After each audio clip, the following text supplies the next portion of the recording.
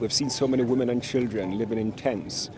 And that's the condition of this village right now, and many, many other villages like this right across Herat. People are desperately in need of shelter. The winter is coming, and it's a cold winter. They need water. We heard that over and over again.